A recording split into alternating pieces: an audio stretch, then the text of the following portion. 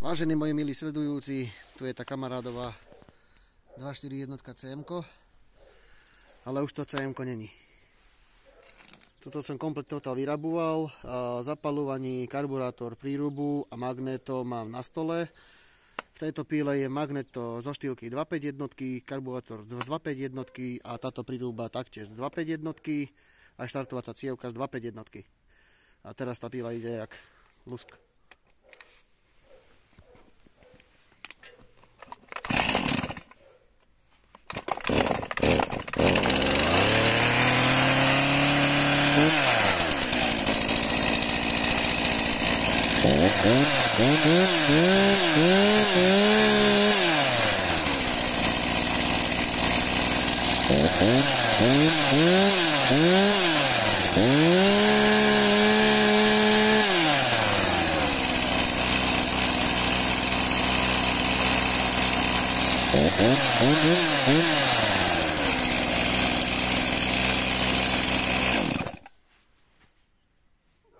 Takže bola pridretá, valec som vyhonoval, pies som vybrúsel, nové krúžky, takže vím, čo mám robiť.